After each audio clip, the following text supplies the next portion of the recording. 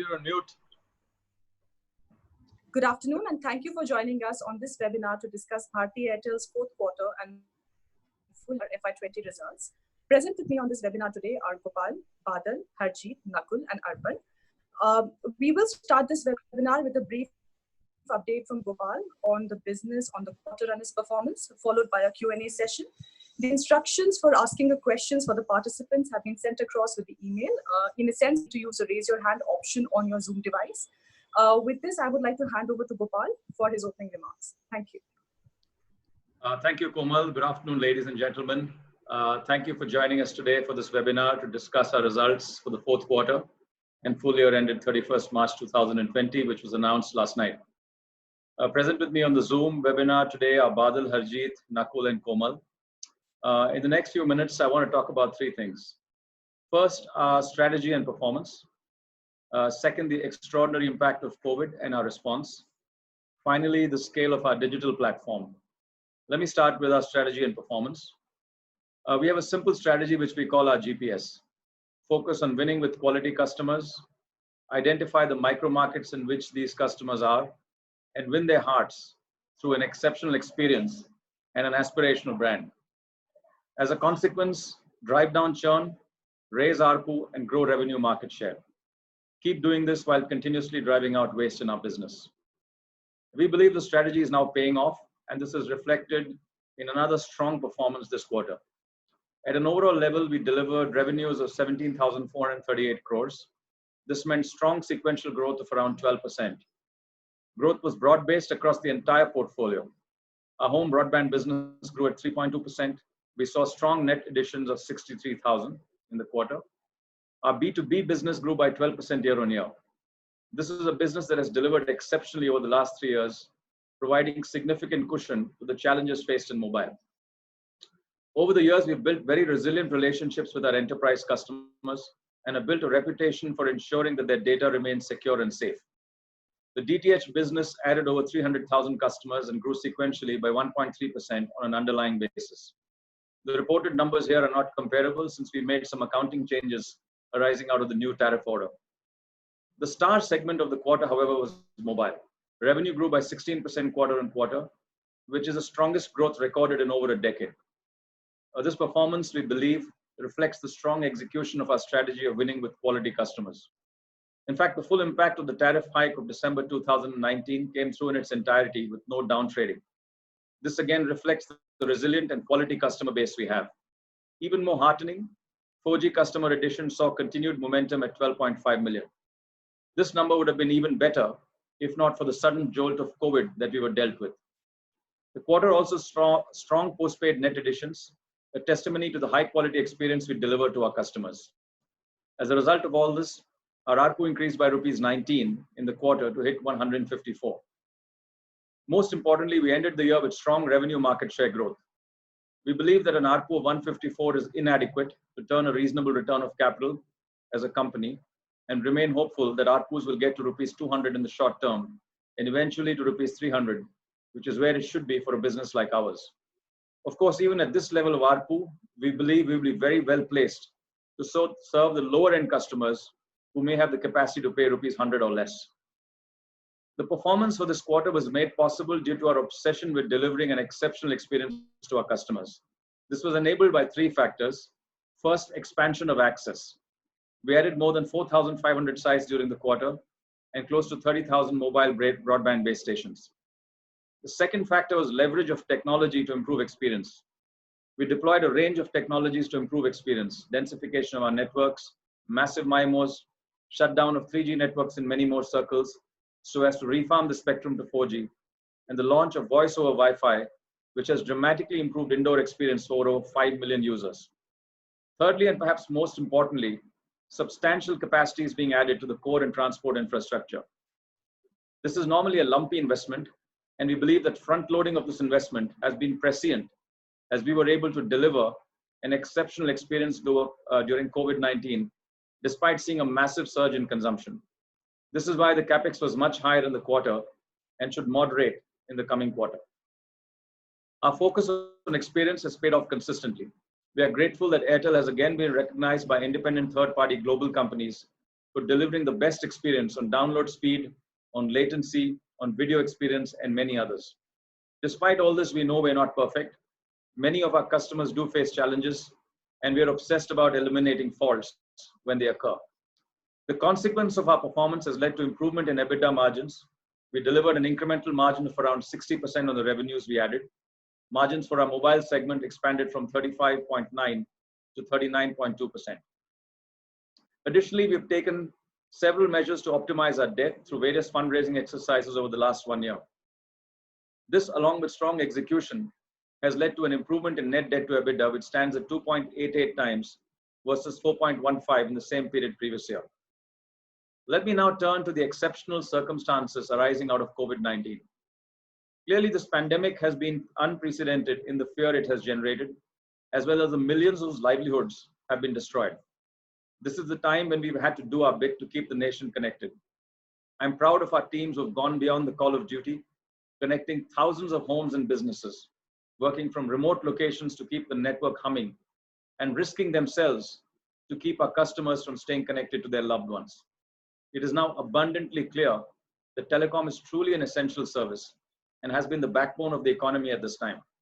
We are therefore hopeful that the government will implement the proposals of the TRAI and the intent of the new telecom policy to lower the burden of taxes and levies as soon as possible.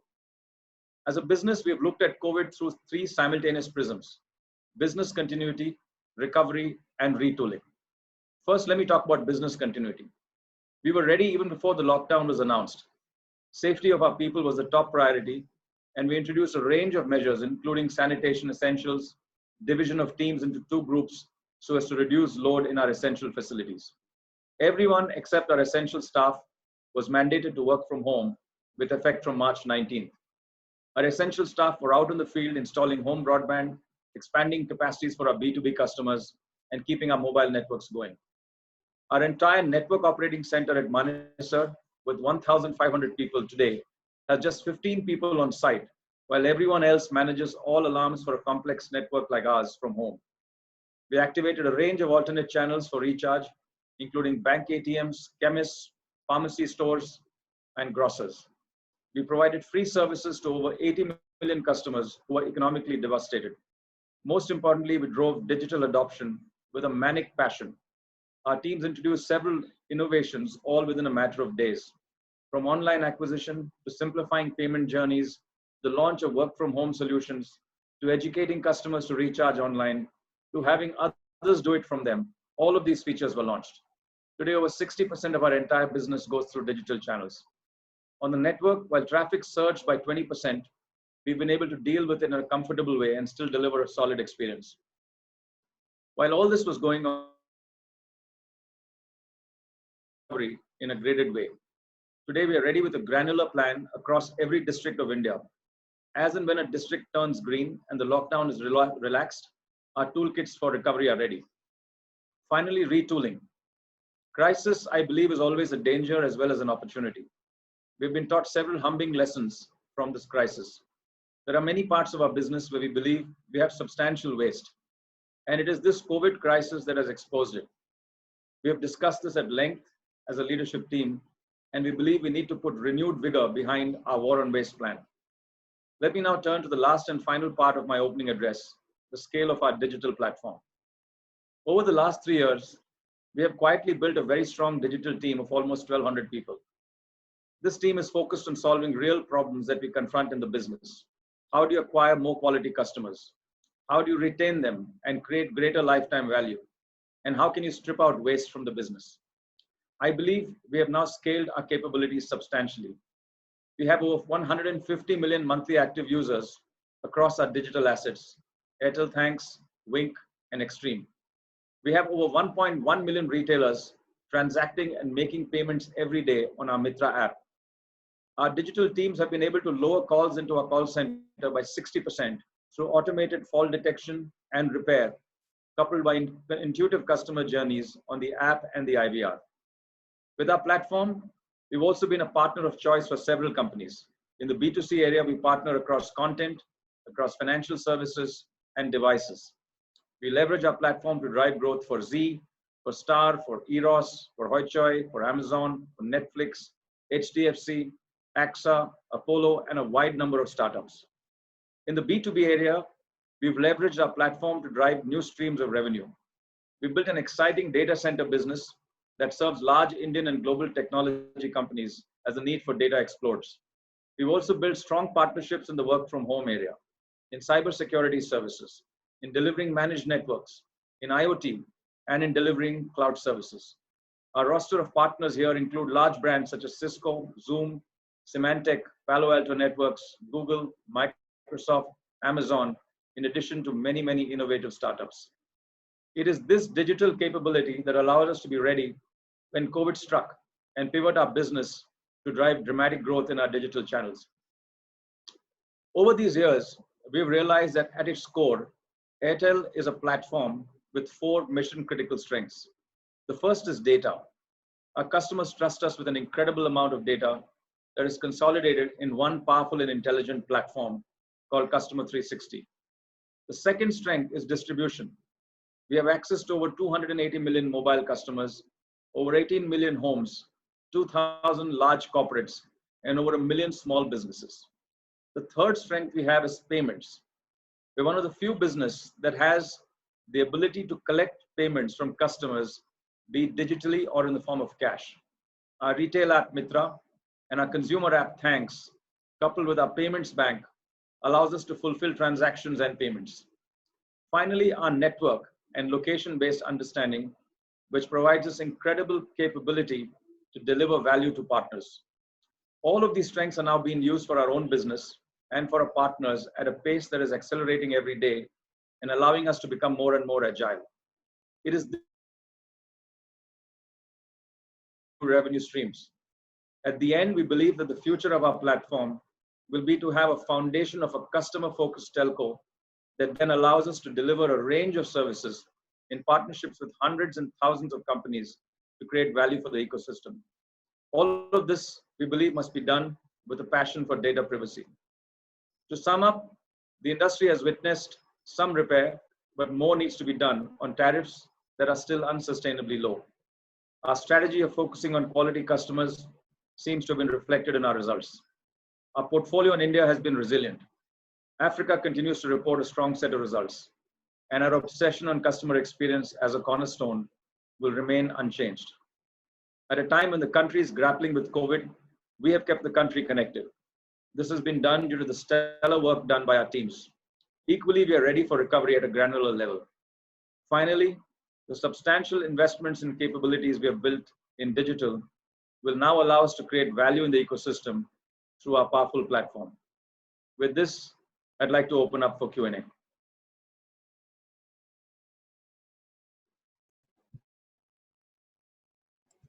Thank you, Val. This will open up session Q&A. The first question comes from Sachin Gankar, Bank of America Securities.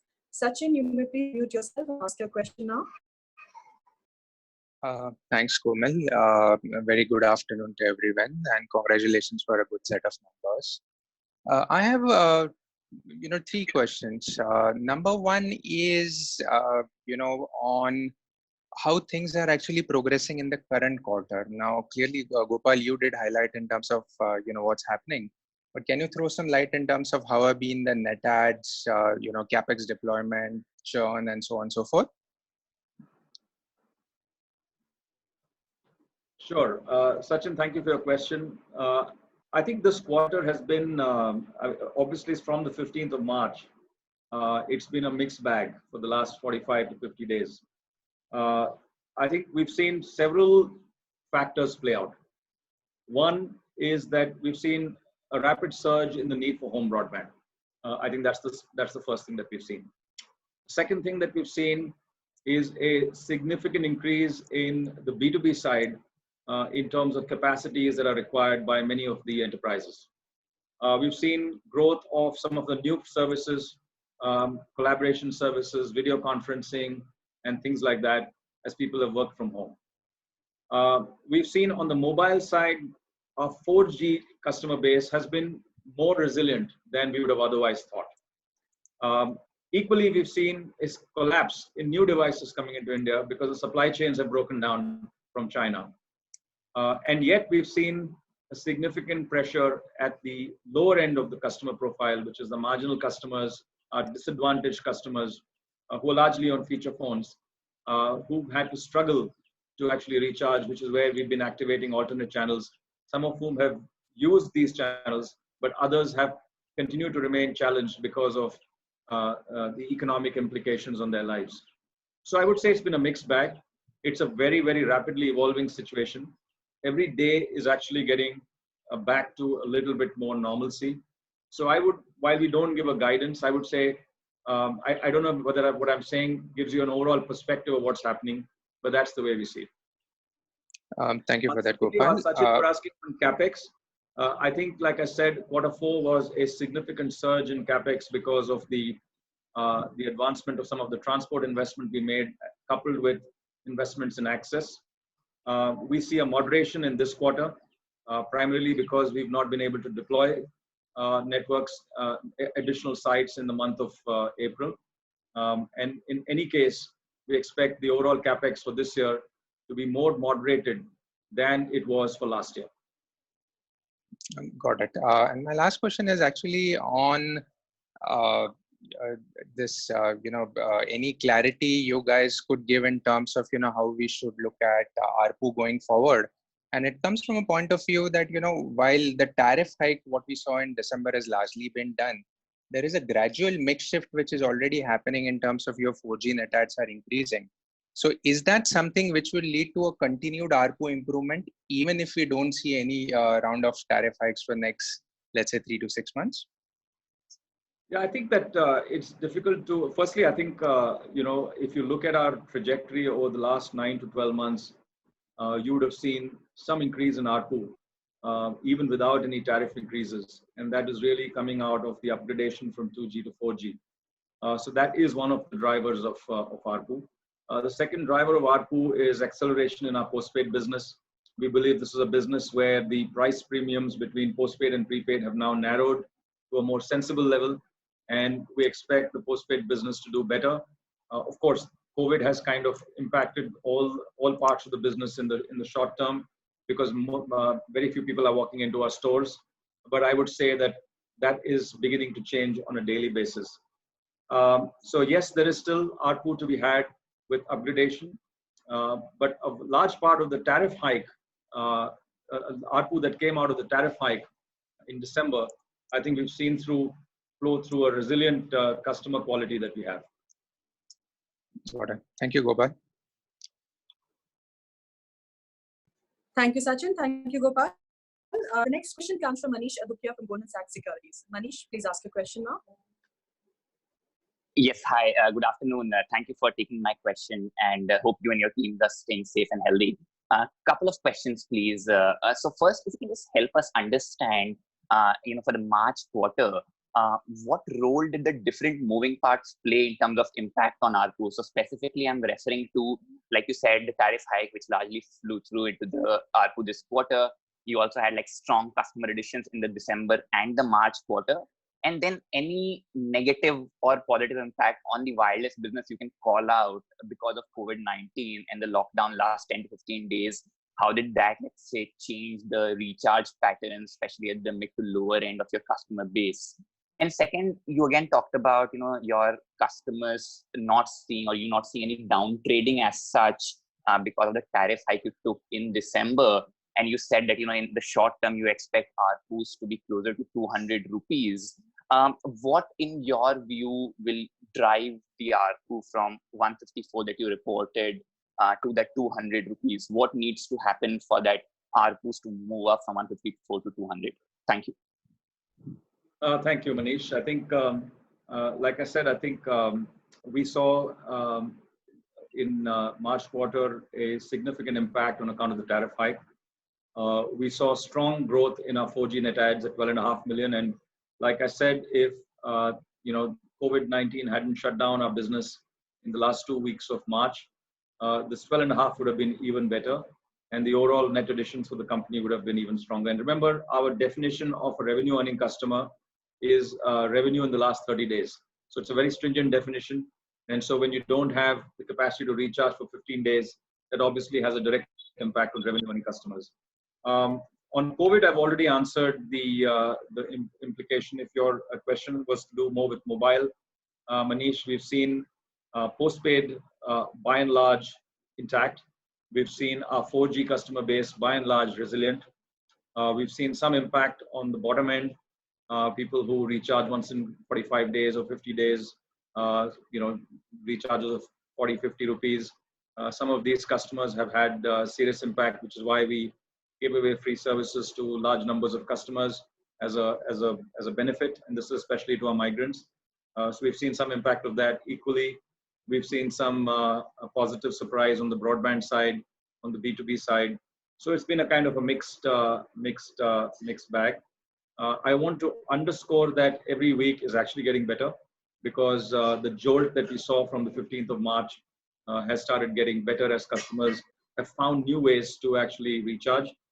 We've also done a lot of work on our digital side to drive digital adoption, to drive education, and to activate alternate channels. So all of that has actually begun to pay off. I think from an ARPU perspective, while there will be some growth in ARPU on a secular basis because of the upgradation from 2G to 4G, I think I've always maintained that our tariffs are still unsustainably low. The industry is very keen to have TRAI intervene in pulling together a set of floor prices. I think all the responses have gone to TRAI, and right now they haven't taken a decision right now, given the circumstances around COVID.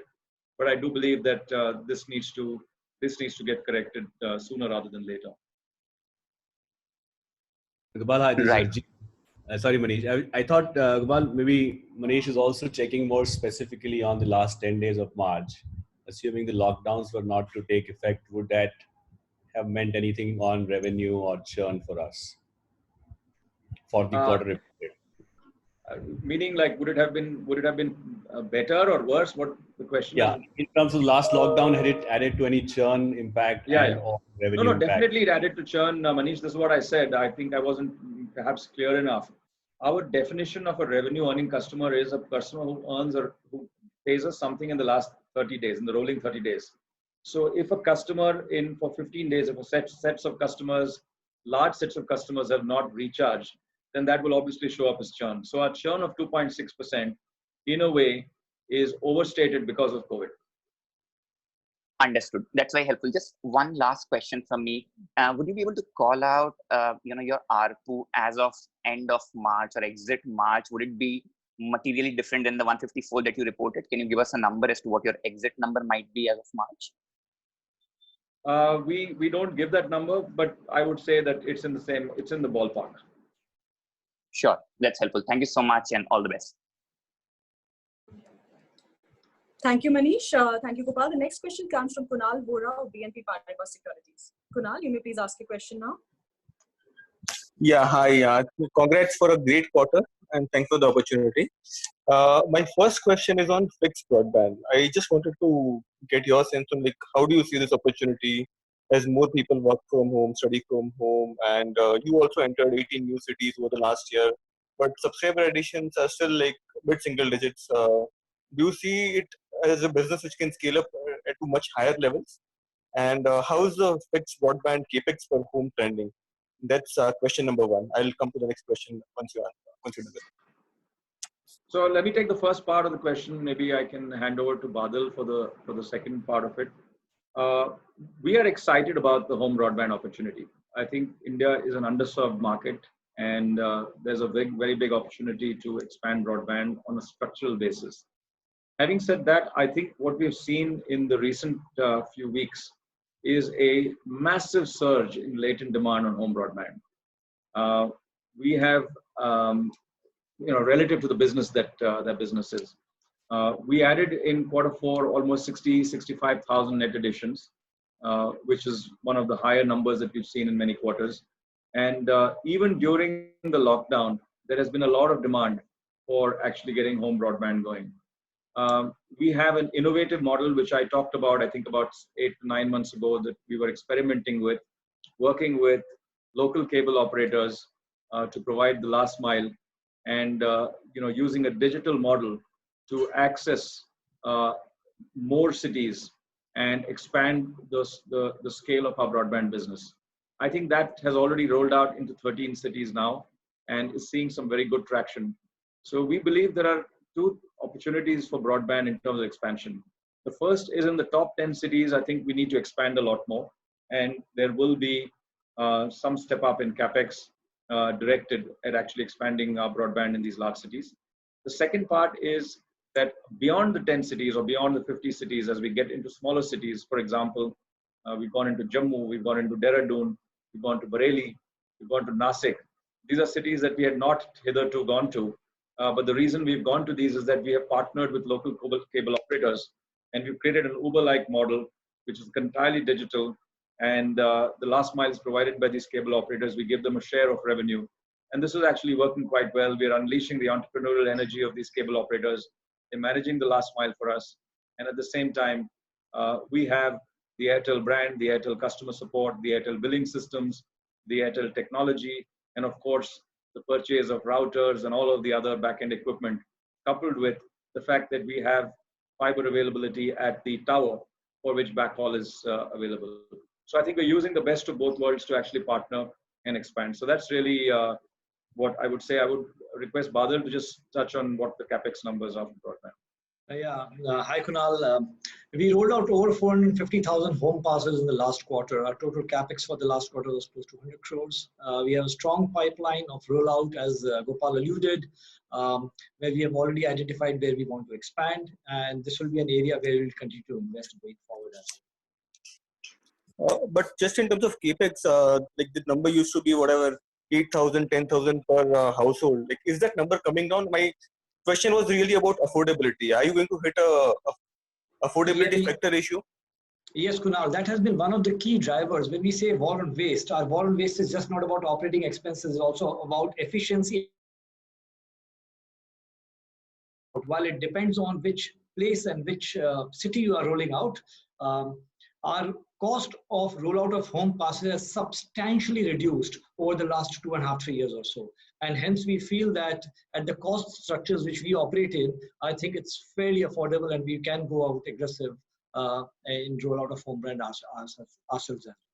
Sure, no, that's very helpful. Like second and last question, just wanted to get a sense on the incremental margin. So this quarter you had incremental margin of about 60% on your incremental revenues. Is that a fair number to look at going forward, or should that number be much higher? And maybe this quarter you had an impact of higher network costs, and incrementally we should be assuming like say 70-75%. Kunal, you are talking about the overall business, not homes. Overall business. Overall. Actually, India mobile business. Mobile business. Indian mobile business. So on an India mobile business, we had a kind of a circa 60% flow through. This has investments coming in from rollouts, which we have had very, very strong rollout in the last 2 quarters also. But I think a range of 60 to 65%, approximately circa 65% is a good number to work with. Sure. That's it from my side. Thank you very much. Thank you, Kunal. Thank you, Badal. The next question comes from Vivekanand Subramaniam of Ambit Capital. Vivekanand, you may please ask your question now. Hi, thank you for the opportunity. The B2B Capex is substantially higher this year. Were there any meaningful fiber or undersea cable acquisitions? And can you outline your comments similar to what you outlined on the home broadband side? So Vivekanand, you are looking at the current quarter rollout, and this is, if that is the question, then as Gopal alluded, we spent significant amount invested ahead of time in terms of our core and transport network. Our core and transport network has been used by the B2B business and the mobile business, and that Capex is now appearing in both mobile segment and the B2B segment. So that's the reason you see a surge in the current quarter Capex numbers. So the Capex gets eliminated, is it? No, it doesn't get eliminated. It gets reported under 2 different segments basis the usage of those relevant segments. The capacity which we generate is being used by multiple segments, primarily mobile and B2B segment. Depending on what the usage percentage is, we allocate the capital expenditure for assets which are used by these relevant segments and reported under those segments itself. Okay. Second question and the last question is on the ARPU. So what would be the differential between the prepaid and postpaid ARPU for our customer base? And secondly, the 4G versus non-4G user base. What is the ARPU differential? And any thoughts on Gopal? I know in your opening comments you mentioned that postpaid you clearly see an opportunity to monetize more. So any thoughts on where that can go in respect to your prepaid ARPU? Thank you. Well, I mean, our plans are, we have very few plans now, so you can do the math yourself. For feature phones, people who are not on bundles, our plans are, there's a plan at 49 and a plan at about 69. So for a feature phone customer who doesn't need much of data and who doesn't have the capacity to pay for a bundle of 150 rupees, which is what it calls unlimited calling, the ARPU is in the 50 rupee kind of ballpark. 4G, most of these customers use a lot of data. Our entry price point is at 219 rupees. So the ARPUs are clearly ahead of 200 there. And then of course there's postpaid, where our entry price plan is at 399 rupees. And then we've got plans at 499 and above. So you can do the math and see that clearly postpaid is substantially higher than prepaid. One of the reasons I believe postpaid is a large opportunity is if you look at markets, for example, like Philippines, postpaid is almost 55 to 60% of the business there, industry there. Or if you look at a market like Brazil, again, about 60-65% of the industry is postpaid. And there is no reason why India's postpaid is still really small, relatively speaking, with these countries. The only reason I can think of is that there has been a very high arbitrage in pricing between prepaid and postpaid. Before prepaid pricing crashed, and by the way, postpaid pricing also did crash, but it crashed lesser than prepaid. Before prepaid pricing crashed, postpaid was actually growing quite nicely, but it was the compression in prepaid pricing that led to overall slowdown in postpaid. And I think that's beginning to turn in the last 6 months with prepaid pricing having gone up. Okay, just one small follow-up there. Does the international roaming and other revenue related to travel have a meaningful contribution to postpaid? To postpaid, a reasonable contribution. Yeah. All right, thanks. Thank you, Vivekanand. The next question comes from Rajiv Sharma of SBI Capital Securities. Rajiv, you may ask your question now, please. Yeah, hi. Thanks for the opportunity. I'm glad, Gopal, that you talked about your digital platform and the 1,200 employees. But it seems that it is more about, efficiencies as in cost savings. But wanted to know, what are your plans about monetizing the digital platform? And also a couple of quarters back, you talked about this whole Kirana POS thing, but just wanted to know your updated thoughts there. And will you be, given that with COVID, the valuations of all the startups have significantly come down, will you be, as a philosophy, open to looking at some of these startups to change your, digital narrative and add additional revenue streams? I think that, I obviously didn't do a very good job in talking about what we're trying to do with our digital platforms. Because I would, coming back to what I think are the three objectives behind the digital, business. One, is it helping us getting more customers? Two, is it helping us get greater lifetime value and retain our customers for longer? And third, is to your point, does it help us drive out waste and actually create, greater efficiencies? I think we are looking at all of the three things. And one of the things, at least I have learned in the last few years, is digital has to be at the heart of the business and really support the core business while also building out new streams of revenue. The way we see our assets, Rajiv, is that, we see those four assets I talked about: data, payments, distribution, and network. Data, the fact that we have such a wide repository of data. Payments, the fact that we can actually collect money from the customer, whether it's through Airtel Thanks or the Mitra app, which is available in 1 million retailers. Distribution, which has access to 280 million customers, 16 million homes, 2,000 corporates and over 500,000 to 1 million small and medium enterprises, and network, which is really the core of our business, which provides location-based services. So if I look at, for example, some of the things that we have started doing a lot of, we have built on this platform a strong set of digital assets. So we've built almost 150 million monthly active users, which is one of the very large digital platforms in India on our digital assets of Airtel, Thanks, Wink, and Extreme. From here on, I think there are three things. If you take those underlying assets, one is you got to keep scaling the digital assets. And then we could look at, or we are already beginning to look at revenue streams coming out of top-ups and advertising, as we call it. For example, we are one of the large sellers of life insurance policies for both Bharti AXA as well as HDFC. We are partnering on the cybersecurity side with a whole range of companies on B2B, actually creating a cybersecurity practice, both on products as well as through a security operations center in Manesar. With Cisco, we're partnering to actually create routing solutions, which can be bundled in with our B2B business.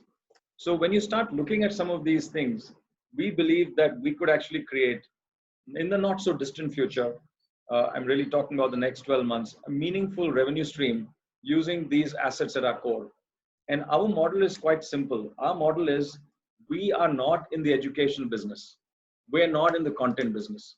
But what we are is we are in the business of really understanding customers deeply and using those four strengths to partner with many, many companies in order to create revenue streams. We could actually help lenders lend to our customer base. And by the way, these are pilots that we're already working on. So these are the kind of strengths that we could actually bring, which is where we create those alternative revenue streams. So if you ask me the question, are we in the education business? The answer is no. But would we partner with people to provide educational services using our platform and actually make a margin of it? Absolutely, that's what we would look at. So it's that kind of strategy that we are driving. And the only way to do this is to have scale on your digital assets, scale on your platform, and the agility and capability to use all your digital talent to be able to partner very, very soon. One of the acronyms we have in our business is called TEAM. TEAM, as the word, is 4 letters, TEAM. And from our perspective, what it stands for is, T is for transparent commercials. That's the thing that the partner values most. E is for easy integration onto your platform. Everything is through APIs. They are robust and standard APIs, which we've built over the last few years. A is for accelerating the adoption of the digital service. If a partner partners with us, what they're looking for is scale. And if we are going to sell 3 life insurance policies for HDFC, no other company will partner with us. So how do you accelerate adoption, which is where your data strength comes in. And M is then for mutual growth. So TEAM is a digital stack that is actually built on top of these assets of ours in order to create meaningful revenues. The reason we've not talked too much about it is because it's still, we've been in the process of building this out, and it's only now that we're beginning to actually use this for our own business and begin to pilot this with many, many companies around the world. And if we can get this really going in a seamless way, then I think your question of what kind of revenue streams can come through will get answered quite easily. Thanks, Gopal. Just one final question, if I can chip in. The recent Jio Facebook deal and a lot of other tech investors coming into Jio, seems like Jio is being positioned as a tech platform. When you talk about your digital initiatives, it seems like you are a telco with partnerships. Do you think Bharti also wants to transition as a tech platform going forward? No, I think our strategy, as I've articulated, is what it is. Obviously, technology is at the heart of this. We leverage the power of technology. We've got a very large pool of digital talent, which we've hired from the best companies. They're working for us across product engineering and data science. And really, technology is what will make this available. So if you ask me, are we a tech company? Yes. Are we a telco? Yes.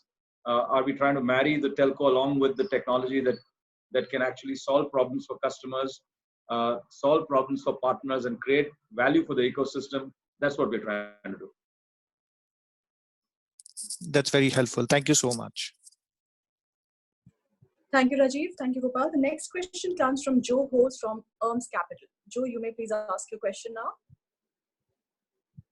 Morning, guys. Thank you. I was just wondering if you guys could give a quick update in terms of where you are on the AGR fine. Sorry if I've missed it somewhere, but where? Sorry, Joe, you're Sorry, say again? we can't hear you very clearly. Oh, sorry. Can you hear me now? Is that any better? Yeah.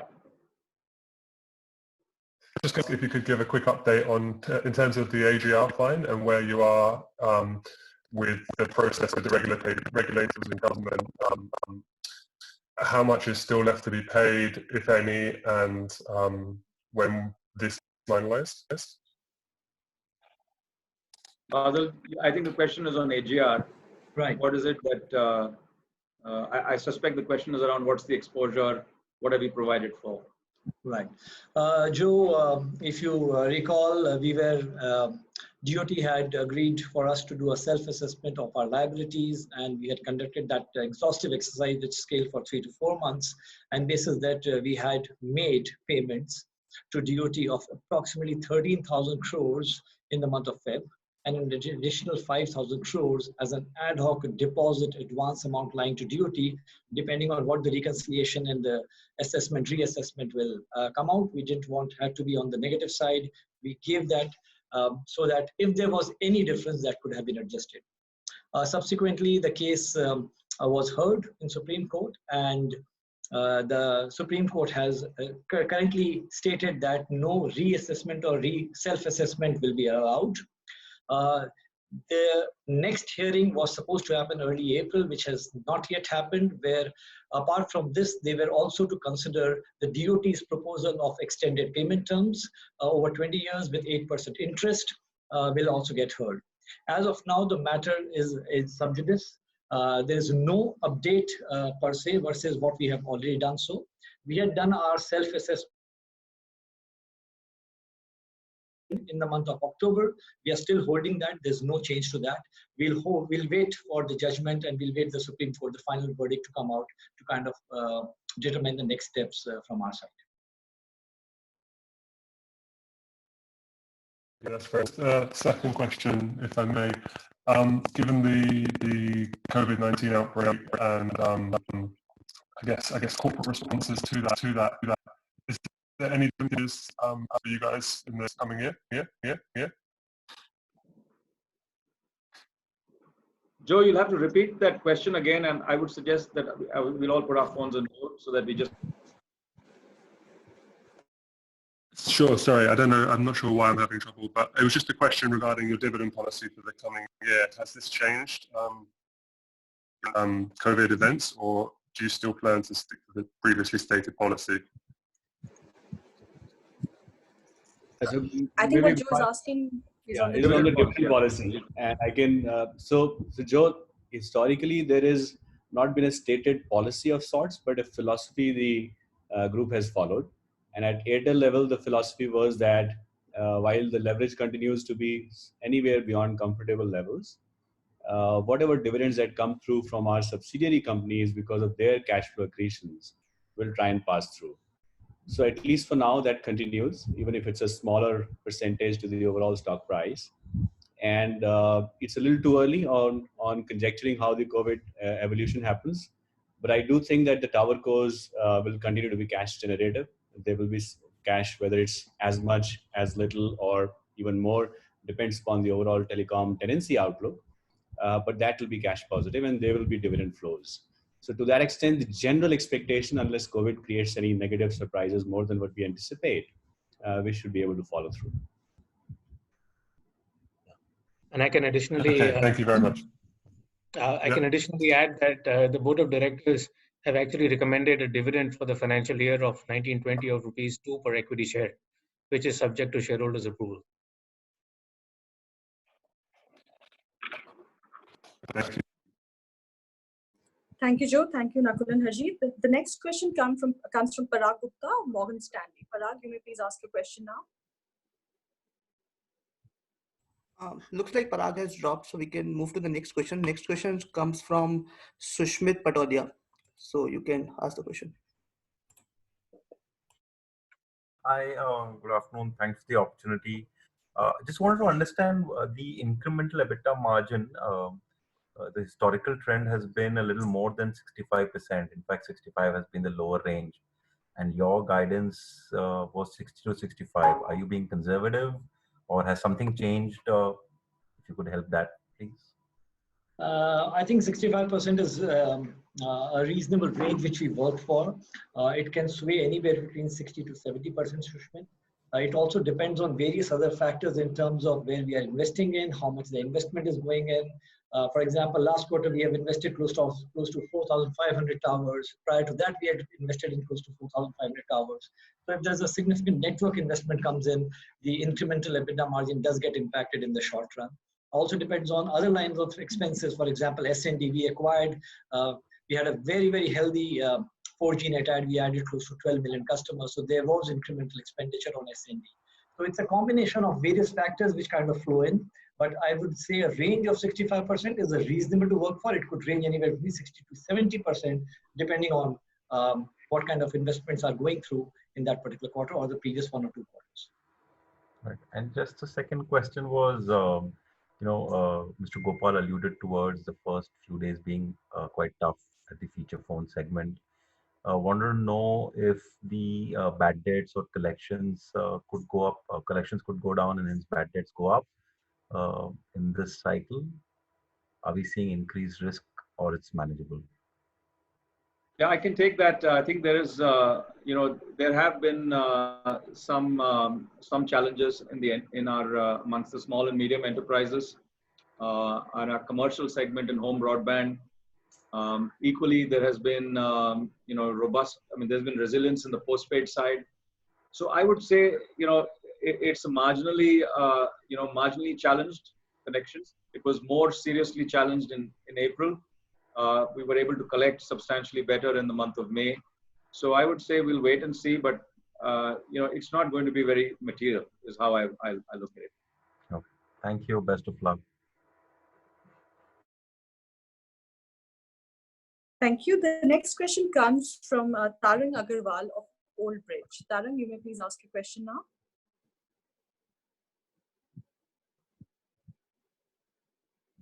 Tarang is on mute. Tarang, you may need to unmute yourself.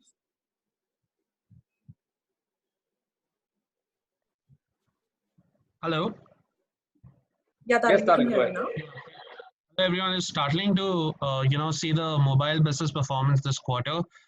So heartiest congratulations. I have 2 questions. The first is on the Airtel Mobile India business. So, Mr. Vittal, how do you think you can make the platform more, say, price analytic from a customer's perspective?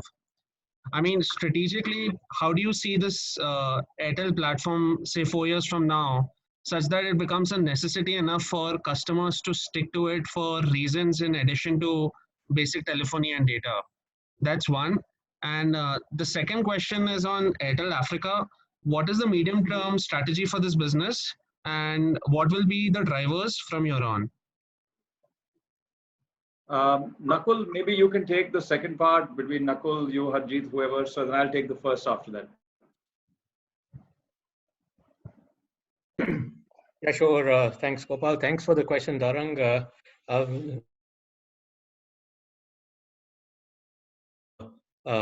Stay what we've actually said in the past. Our objective is to grow consistently profitable business. As far as revenue growth is concerned, we want it to be coming from the different aspects, whether it's voice, data, or mobile money. We also want to grow it profitably. So the objective is to have EBITDA growth as well in that business, to ensure that the leverage that we have on the business is constantly in the range of the 2 to the 2.5. And you see the leverage that we have on the Africa business is actually on the levels of about 2.1, which is quite healthy. We also want that business to generate decent amount of cash flows. But at the same time, there are headwinds, into the business with respect to currency deval that you see in some of our markets, which obviously is a risk that we continue to live with. So as far as the strategy is concerned, it is quite consistent from what we have reiterated in the past, and we just continue to want to deliver on it. Obviously the results are quite good. It is about 17.9% growth in constant currency year on year, with a decent growth in EBITDA margins, which stand at about 41.1%, 44.1%, and also an increase in the free cash flows. So that's how we see the Africa business. So I think Tarang, you might also have, just to compliment, I think you might also have meant, Nakul, on how Airtel India sees Airtel Africa in terms of holding strategy. So Tarang, Airtel India holds 56% into Airtel Africa now after the IPO, and that continues to be the control block. And from our perspective, I think that holding is a holding which is strategic. It historically is a toilful path from the acquisition times of 2010, and substantial amount of investment plus bandwidth has gone there. At this stage, even the market prices are not necessarily reflecting the true value. So you should expect Airtel to continue to drive the focus that Nakul was elaborating on for Airtel Africa, and our holding strategy to continue to be the same. I think over time, they're increasingly getting more independent for sure. And that actually is a very positive benefit of the UK listing process that has happened. Management teams there are increasingly more independent. The brands are similar. Some of the sourcing strategies are synergized, but otherwise the execution strategies are very local, independently managed. So over time, as it evolves, we could take, probably provide further updates. But at this stage, that's a strategic holding asset. Tarang, to your first question, let me kind of give you, a little bit of insight around what we've seen over the last couple of years. Today, on our, we have a fledgling business which we invested in, which is our payments bank. We have over, 35 million monthly active customers who provide us revenue, and most of these customers are also Airtel customers. What we see is a significant reduction in churn when a customer of Airtel, whose mobile number is also their bank account number, and is using the bank to actually do other transactions, we see a very significant amount of churn. In much the same way, we've developed a platform which is called the One Airtel platform. This is essentially a tech layer which has been built in-house. In the normal course of things, let me just step back. In the normal course of things, when you're trying to converge all your businesses from broadband to mobility to television into one billing layer, this process for most telcos typically takes between 3 to 5 years. It's a very painful transformation, very painful process, and it's done by large tech companies with many SIs. And the only consequence of it is a lot of pain, a lot of operational issues, and it takes time for it to stabilize.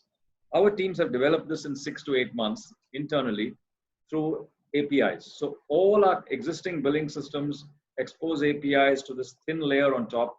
And what we have developed is that through this platform, we are able to bundle broadband, mobility, and DTH into one seamless platform. We piloted this in the last 6 months. We rolled it out last quarter. We've taken it to 11 cities, and we're going to scale this up this year. Why are we doing this? The moment we bundle these services together, again, what you see is a significant reduction in churn, and you see a much higher increase in ARPU for the consolidated account, which is really a measure of lifetime value.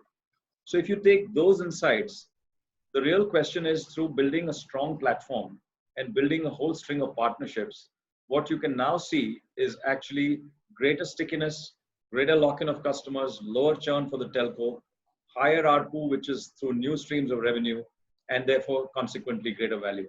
And remember, these partnerships come at very, very low Capex. They are really, they are really a technology resource, digital resource. So it's people cost more than anything else.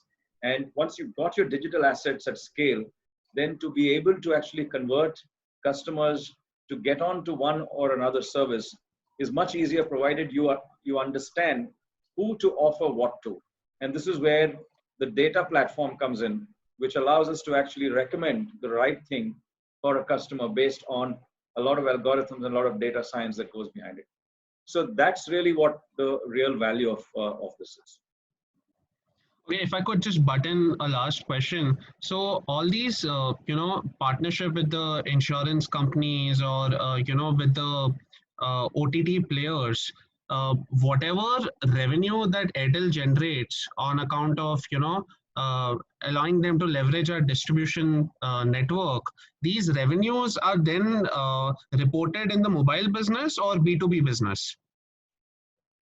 At this point, go ahead, Badal. No. So, Tarang, these are, as of now, it's very, very minuscule and they are not reported in the mobile business. Mobile business is pure customer revenue, which we get from customers. Generally, for these lines of business, we get commissions in form, depending on what kind of partnership and what nature is. It's only the commission which is going to get included, depending on where we sit, whether it is going to sit in mobile B2B or it's going forward, it could be in the Airtel Digital company itself. Okay. So, okay. Thank you. Thank you. In the interest of time, we'll only be taking one last question. The last question comes from Sanjesh Jain, ICICI Securities. Sanjesh, you may please unmute and ask a question now. Yeah, thanks. Good afternoon. Question on the Capex side, particularly for the mobile business. Gopal, can you explain at what cycle of the Capex we are from the coverage perspective, from the capacity perspective on the network side, core and transmission? And when are we going to see a more moderate level of Capex for the company? Will it take another 2 or 3 years? And what will be the path for that? I think, Sanjesh, and I mentioned this in earlier calls, if you look at most of the top tier telcos, you'll find that investments in core and transport are taking up a disproportionate amount of the Capex when compared to just access.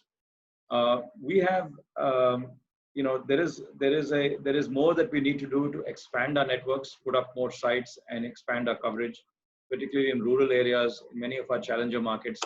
That is something that we need to do. Second, we've invested substantially in our transport infrastructure, particularly in electronics, and that's why you saw the big jump in Capex in quarter 4, which, as I said, proved to be prescient, given what happened in COVID, where we saw almost a 25 to 30% surge in consumption. We are refarming almost all of our spectrum. So all our 3G spectrum is moving to 4G. That gives us more capacities at very marginal levels of Capex. So that's another driver that goes in. And then, of course, if the data allowances in India continue to be as significant as they are, you are seeing some constraints in congestion and capacity in some of the key cities, and you need some more sites, you need more capacity. So that's really what we're trying to do.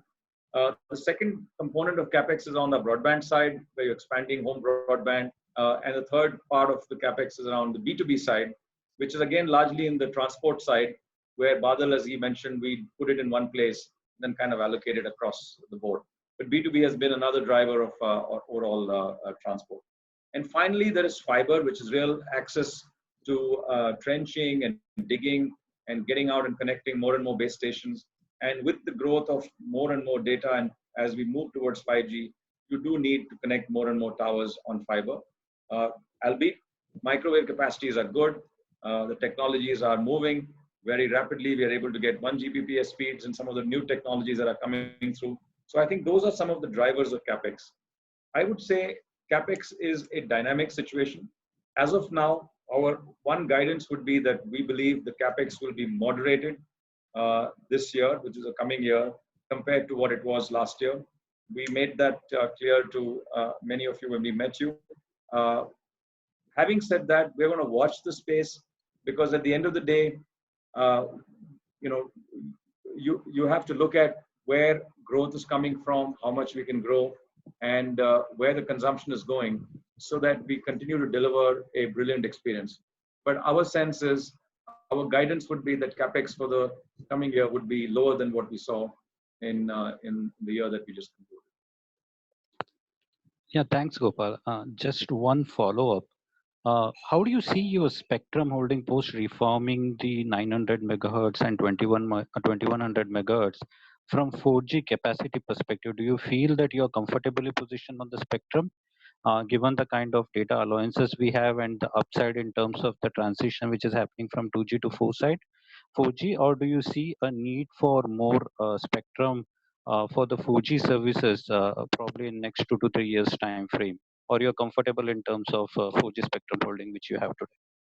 I think by and large, we are comfortable with our spectrum holdings. We still have a lot of headroom to continue to use our spectrum. As you notice, we refarmed about 25 megahertz of 3G spectrum. There is still more to be refarmed in the coming quarter. Having said that, we've also made it clear that we would love to have a sub-gigahertz footprint across the country. This is one gap that we have in our portfolio, particularly in our challenger markets in the West and in markets like Kerala, UP West and Haryana. These are the places where, sub-gigahertz spectrum will give us much greater propagation, deep indoor, and particularly in rural areas, you will need fewer sites to actually go out and cover larger geographies and expand the access of the Airtel network. But beyond that, I would say our 4G spectrum holdings are pretty solid actually. Yeah, thanks, Gopal. That's it from my side. Best of luck. All right, I think with this we come to the end of this webinar. Thank you everyone for joining us today. And a recording of this webinar will also be available on our website for your reference. Thank you once again for joining us this afternoon.